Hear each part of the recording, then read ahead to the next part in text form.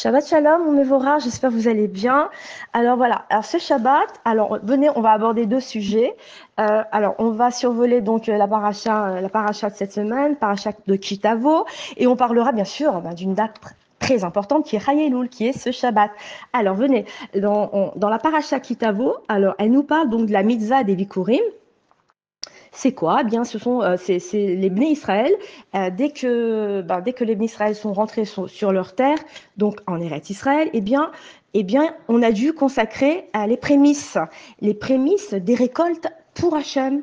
D'accord? Et qu'est-ce qu'on a fait avec? On les a offerts au Beth Amikdash. Alors, nous avons donc 3 mitzvot pour développer justement, le sentiment d'Akarat Tov, de reconnaissance, notre reconnaissance envers Hachem.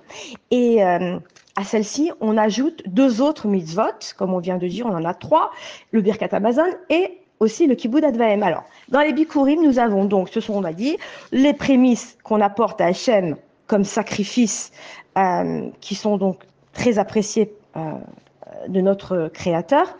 Et ces fruits-là, ces premiers fruits-là, ils expriment la gratitude de l'agriculteur. L'agriculteur qui a pu planter et faire pousser, avoir une belle récolte. D'accord? Donc, ça, c'est la première mitzvah. La deuxième, il y a le Birkat Hamazon. D'accord? Le Birkat Hamazon, c'est quoi? Eh bien, c'est l'action de grâce qu'on récite donc après le repas. D'accord? Et les trois premières brachot, les 3 premières bénédictions, elles ont été fixées par la Torah. Et la dernière, elle a été fixée par nos sages. Voilà. Et je vous renvoie à un audio qui a été fait sur le Birkat Hamazon pour en parler plus précisément par rapport au découpage justement de ces 4 brachot. Voilà. Alors, donc cette mitzvah de la Birkat Hamazon, du Birkat Hamazon est très importante. Pourquoi? Parce que on témoigne par là notre reconnaissance envers Hachem, parce qu'il ne faut pas oublier que c'est Hachem qui nous soutient en nous donnant à manger. D'accord? Il nous donne à manger. Et comme le dit David Ameller, d'accord, qui est une phrase qui est mentionnée dans le Birkat Hamazon, c'est-à-dire tu ouvres ta main et tu rassasies tout vivant selon ta volonté. D'accord? Donc, Hachem, il nous donne, miraculeusement, la bracha, il nous donne la bracha à la terre, et ainsi, d'une simple graine qui va se désagréger, vont naître des fruits merveilleux, et ainsi, on le remercie.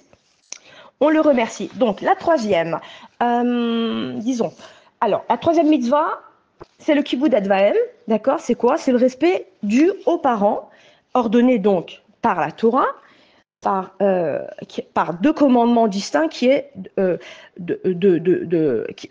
crainte, de crainte et d'honneur. Donc, ces mitzvot, elles ont aussi été instituées pour développer cette fois le sentiment de reconnaissance envers les parents et envers Hachem, auquel nous devons la vie. Et oui, nous devons la vie à nos parents également, à Hachem et à nos parents. Et la Gemara explique que 3 associés s'unissent pour créer l'homme, le père, la mère et Hachem. Et ainsi, nous comprenons par là que l'on doit s'habituer, à l'aide de ce commandement-là, à reconnaître tous les bienfaits de nos parents, qui se sont sacrifiés pour nous depuis notre naissance, afin de nous élever et de nous faire trouver le chemin de la vie. Et le Rambam nous dit que l'homme est venu dans ce monde pour connaître Hachem par la Torah et pour le reconnaître par la Tfila et les mitzvot, bien sûr. Alors, ça c'était la partie paracha. Alors, il y a quelque chose d'important dont je voulais vous parler, comme quoi, ce Shabbat, c'est Chayeloul. C'est quoi? C'est le 18 Elul, donc, et c'est quoi?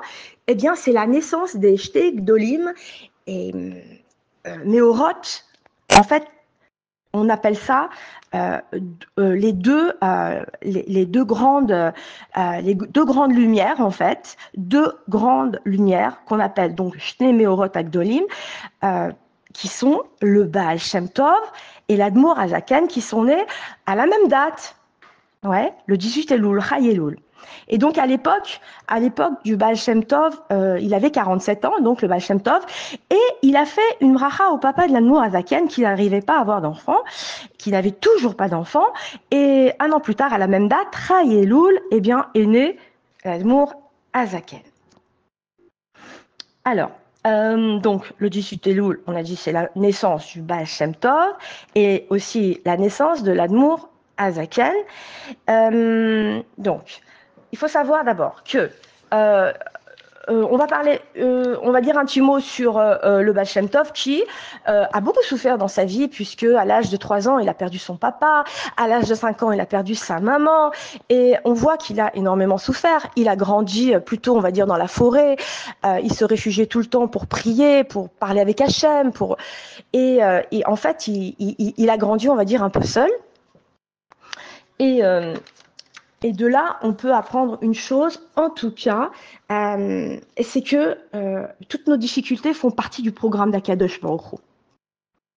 Pour dévoiler pourquoi on est venu dans ce monde.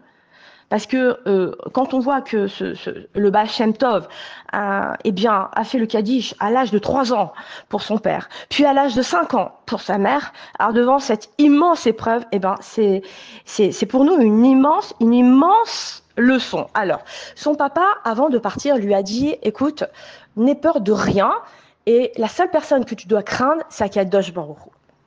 Et ainsi, n'aie peur de rien. Voilà. Fie-toi à Hachem et tu verras que tout se passera bien. Alors, ça c'était pour parler du Baal Shem Tov.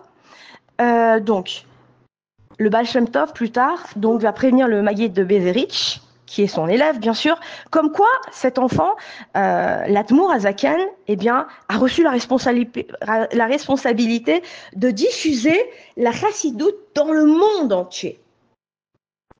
D'accord? Donc, il aura une grande responsabilité, l'Admour Azaken.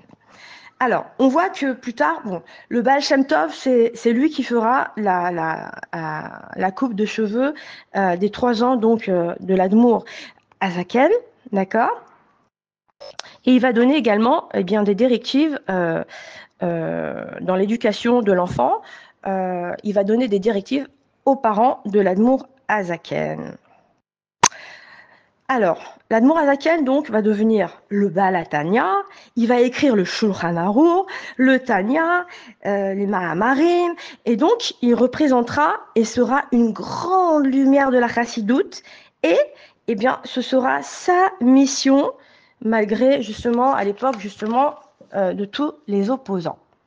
Alors, il a ramené beaucoup de monde grâce à cette Dvar Torah, et ainsi il donnait envie à tout le monde de revenir, grâce à sa façon de parler, grâce à son amour dans sa façon de parler et son amour qu'il donnait à chaque personne.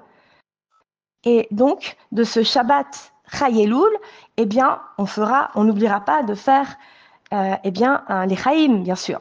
On apprend également qu'à partir de ce Shabbat, ce sont les 12 derniers jours du mois de Elul, dans lesquels ces 12 derniers jours ont la capacité de réparer un mois entier de l'année, chaque jour. C'est-à-dire, ce Shabbat va réparer le mois de Tishrei, d'accord? De l'année dernière, de l'année précédente. Et chaque jour, ainsi de suite, va réparer un mois de l'année précédente au fur et à mesure. D'accord? Et tout ce qui n'a pas été réparé sera réparé. Be'ezrat Hashem. Sinon,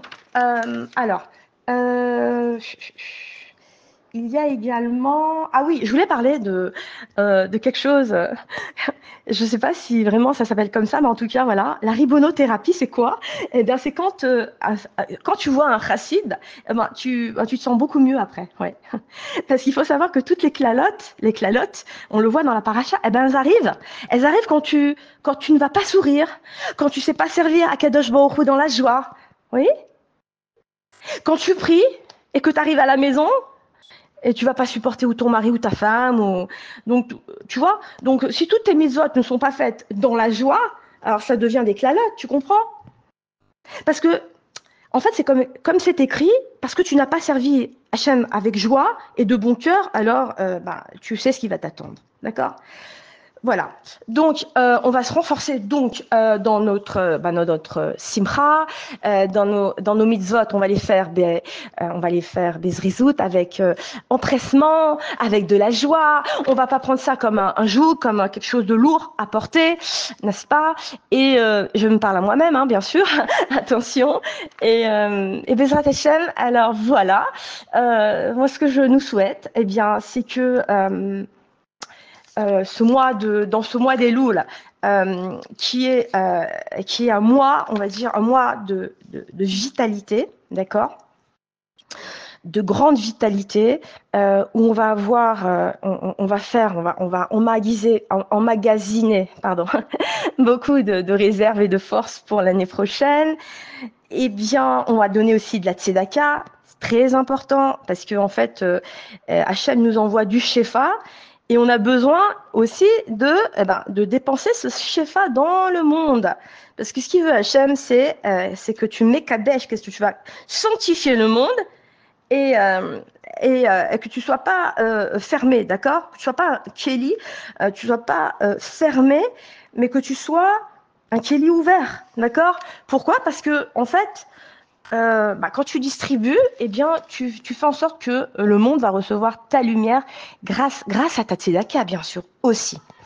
Euh, je voulais vous ajouter à la fin que, eh bien, ce que je nous souhaite, en tout cas, c'est qu'on ait le mérite ce Shabbat de nous renforcer dans la chassidoute, d'accord, et Rabbi Nachman, les Breslev, le Baal Shem Tov, bien sûr avec l'Admour Azaken, et toutes les chassidoutes se ressemblent, bien sûr, même si, voilà, il y a des tendances à droite, à gauche, mais en fait, on est tous des juifs et on tend à étudier.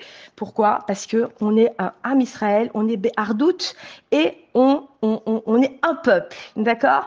Donc, qu'on ait le mérite de ce Shabbat de nous renforcer dans la chassidoute et dans les réparations de l'année précédente, et qu'on puisse avoir une meilleure année avec, on va dire, une grande nouvelle lumière qui descend chaque année depuis la création du monde.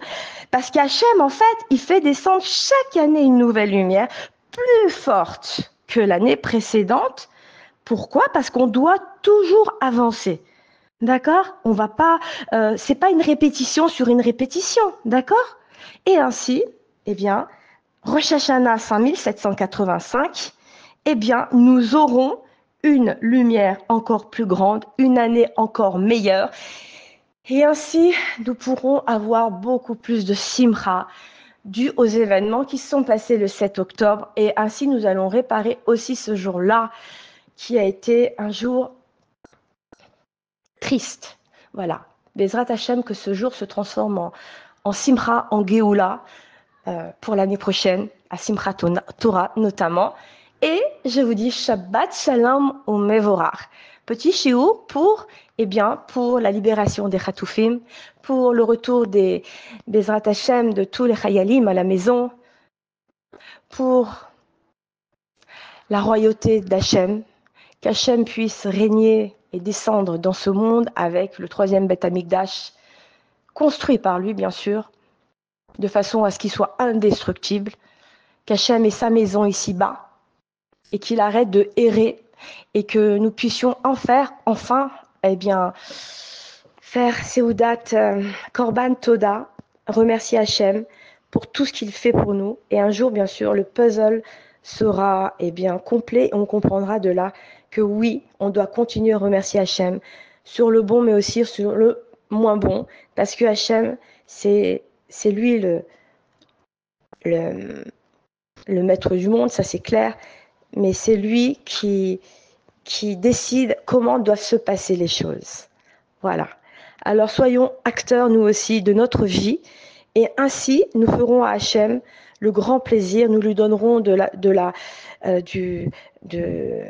disons que nous allons lui donner l'envie, parce qu'en fait, nous devons donner envie de faire un monde meilleur, d'accord, de descendre encore plus bas, de descendre parmi nous, et ainsi, on doit lui donner envie d'avoir encore plus envie nous-mêmes de prier et de faire descendre la Torah dans chaque cœur de chaque juif et qu'on puisse faire tous tchouva et prendre le train tous ensemble. Et pas un seul ne doit rester sur le quai. Bezrat Hashem. À bientôt.